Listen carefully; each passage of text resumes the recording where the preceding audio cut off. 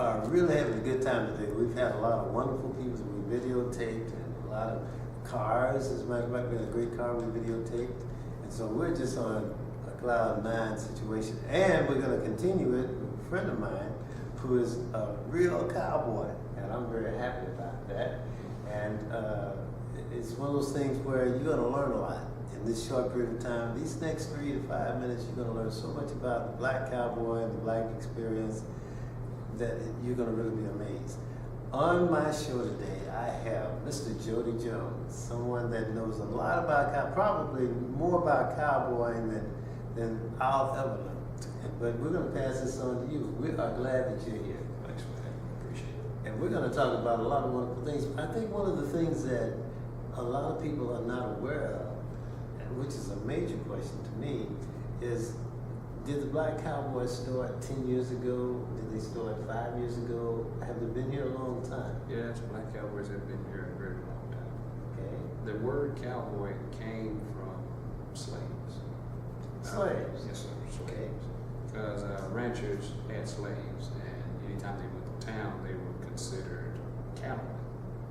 And slaves were considered cowboys. So you got the word cowboy, which came from a slave. How about that? That's pretty deep. Oh, yeah. All right. Tell us more about the beginning of this whole experience and what happened and what made things tick. Well, the way I was told, like I said, the word cowboy did come from slaves.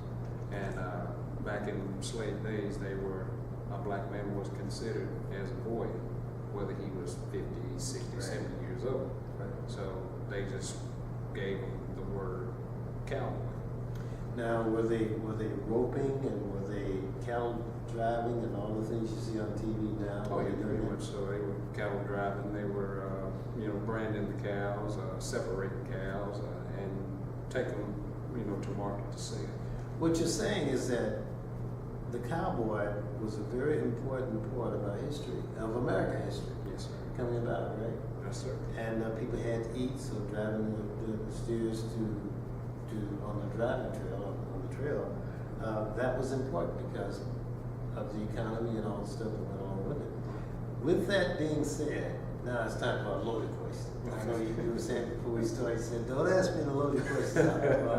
I want to sneak one in on you. Okay. Why is it that if all of that was in place, and my brother taught me about that, you taught me about that, and so many other people did as well, Judy taught me about it. If all of that was in place, why is it that when I was a kid, I never saw any blacks on the TV shows and nothing to give me the indication that blacks even existed during that time? Why was that the case? Well, they didn't want to give the blacks the credit. They really didn't want to put the black on the main front, so to speak. They just wanted it to think that, cowboys were only, the white guys, basically. I hate to use that term, but Well, that makes it kind of rough. That means that a lot of people were telling a lot of stories that weren't true with historical facts. that's right. Right? And even today, there are a lot of people that have no idea that there are black cowboys. Right. I mean, they think of maybe a black rodeo, but they don't relate it to the black cowboy. Black cowboy is someone that puts money into the economy, in a lot of cases own livestock. They attend the rodeo, so that helps to boost the enthusiasm, right?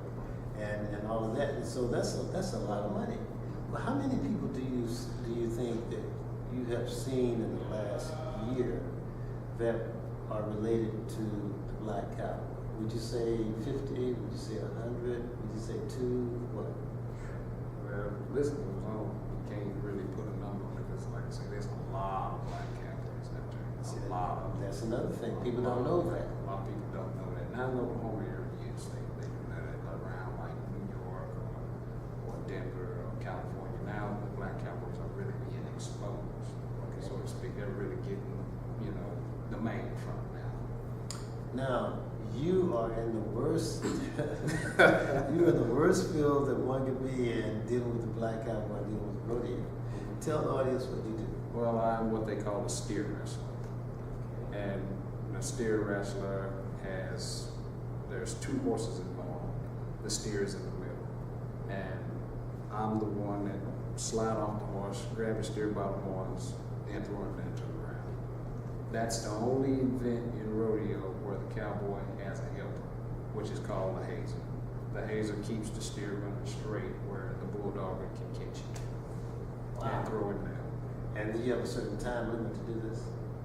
Well, it all depends how many ever contestants you have. Whoever throws the steer down the quickest pretty much takes first place. So it's not a time, but it's whoever does the quickest time. Whoever does the quickest to make time. that happen, right? Yes. Okay, now what made you decide to do this? Well, as a kid coming up, I have cousins that steer wrestled and calf rope, but calf roping just didn't really enthuse me.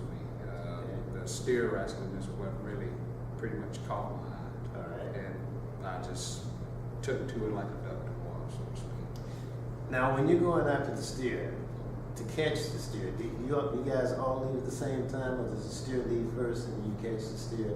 How does it work? Yeah, the steer gets a head start, and what they do is they stretch what they call a barrier string in front of my horse, and which gives the steer a head start to where you have to come in. Your horse runs anywhere from 40 to 45 miles an hour. So full gallop, you're going full gallop. Full run.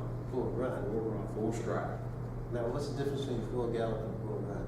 Full gallop is more of a kind of a slow motion kind of deal. A full run is a full run. Which one is faster, full run or full gallop? The full run. Okay. Full run's faster. Now, when the ladies are running the barrels, are they doing the full run or the full gallop? They're doing full run. Okay. So we'll have some reference point. Right. Now, let me see now. I think I can put this together. You decided to chase a cow, a steer, for no apparent reason than wanting to do this. Of course, you make money from it, and it's a championship. But you chase the steer goes out first, then you go out and catch the steer at a full run, along with another person on the horse on the other side of the steer, Which is called a hazer. the hazer. And Right. then you jump off your horse. I don't know why you want to do this. I mean, you're comfortable there on the horse. I don't know. Does it ever dawn on you I'm comfortable up here? And I don't know if I want to jump on the full running. But anyway, either way, you jump off your horse in the comfort zone onto a steer that doesn't want to be messed with. So he has an attitude, right? Right? Some of them do. Some of them. That's all. And some of them enjoy it, okay. All right. Then you wrestle the steer down to the ground. Yes. You wrestle the steer down to the ground. Wrestle them down to the ground. Okay. And the steer weighs about how much? Well, anywhere from 300 to 500 pounds. You wrestle a 300 to 500 pound steer down to the ground. And you twist his neck, They'll basically twist his neck, and that throws him off balance. throws him off balance. Okay, and then when he falls, that's when the clock stops. Right. And then you're not even through yet. Then you hop on the horse of the guy that's on the other side. Once you throw him down on the ground, that's it. Well, what's he for? He just keeps the steer running straight where I can catch him. Man, and you like this. Oh yeah. And I can obviously enjoy the it. crowd loves Oh, it yeah, the because crowd loves this is one of the main features of the rodeo. I think you got to be very brave because this is a very dangerous sport. Oh yeah, it's very dangerous. Right. It's second dangerous to bull riding. Have you? I know everyone's going to ask you, have you been hurt and injured? I don't think we want to ask you that because that's a question everyone asks you. But the thing I do want to ask you is that is there ever a time when you are afraid? From the time you start on your full ride to the time you wrestle the steer to the ground to the time you stop. The steer doesn't attack when you wrestle. He doesn't get up and attack, right? Like a bull. No, he doesn't attack. Okay. So is there ever a time in this whole process that you have fear? Oh yeah, I mean, and you mentioned being hurt. Yeah, I 2 years ago almost broke my neck over at arena in Turley. 2 years ago, when I caught the steer stumbled and flipped, and when he flipped, I hit head first. And I was in the neck brace for about 3 weeks. And just by the grace of God, I didn't break any bones. But yeah, I've been seriously hurt. But now, if the steer falls on you, that's 300 pounds, Yeah, it's 300 pounds. Bro. and that's a lot of weight. Oh yeah, it was a lot of weight. It was just mostly momentum that really pretty much made me land head first.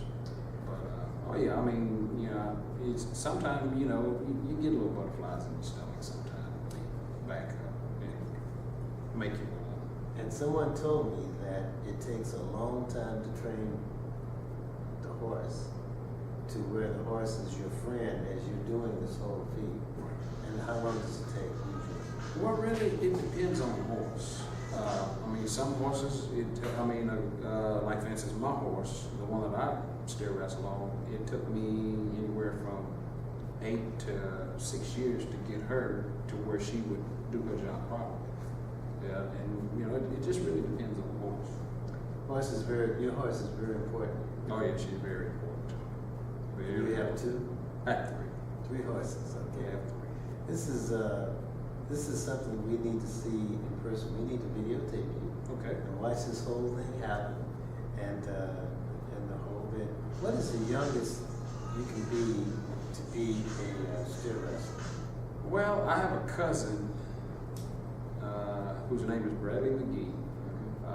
He started throwing a steer when he was 14 or 15 years old. It's pretty young. It's pretty young. And then I have a cousin named Cameron Owsley who was also 14 or 15 years old. Okay. And this is a male sport. Women don't do this, right? No, women don't do it. Okay. Maybe there's a change one day. You never can tell. Yeah, you never can tell. We have been very excited about you being here. I think what we need to do is to help you be one of our historians on rodeo. So we'll have you back again. We can talk about other aspects of the rodeo, the whole bit. You name it, from the clowns to the bull riding to the barrel racing, the whole bit. And we'll have some other people on the show with you, and this is going to be fun because we're talking about history, we're talking about education, we're talking about things that people should know about, and we're talking about things that have been happening for a long time, but people in general are not aware of it as far as what the black cowboy does. Yeah, speaking of a long time, I can remember I had relatives back in 1972 that went to a rodeo in New York City. And these people in New York City have never ever seen black cowboys See what I mean? See what I mean? in their life. And I was, like I said, I was just a year old. Yeah. And this happened over 40 years ago. Amazing. And a lot of those cowboys that went to that rodeo, some of them are still here with us, and some of them are passed on. Right. And a lot of those guys were from somewhere from here in the Tulsa area. Right. A lot of them were from where I am in Muskogee. We want to, on our next show with you, we want to acknowledge a lot of the black cowboys in the area, in Bays, Okmulgee, Muskogee, Tulsa, of course, and around the United States. And some of the great ones have done some wonderful things. We can't do it all in one setting. It's too much information. Too much history. Right, too much history. But we want to do this and let the audience know they're coming up. This is what we're going to do. I'm very excited about this because we're able to educate people on something that is very wonderful, very accurate, very real. So I'm glad that you came by and educated us. Oh, yes. Right here with us, a real cowboy. How much cowboy hats cost? Really depends. $10, $20? You might want to go a little higher. $100? I'll tell you what, the one that I have on, I just got lucky when I got this one. Okay. This is what they call a 5-star silver medal. Whoa. And they usually run anywhere from $400 to $500. All right, so now we know who has the money. No, but I only paid $25 for mine. We know who has the money now, so make sure you give him a call. This is Jody Jones, and I'm just very happy that he's with us today and educating us on everything that we're learning about the rodeo. And we'll be back with some more information and all of that. We appreciate you being here. Thank you very much. About September. September is when we're doing the rodeo. September the 14th, we'll be in Wagner, Oklahoma. We're going to be there supporting you and sponsoring the whole bit. So, yeah. My name is Leon Rollerson. I've had a great time. I've learned a lot today. I hope you have also learned a lot today. So, this is it. We will see you the next time around. Thank you very much for being here.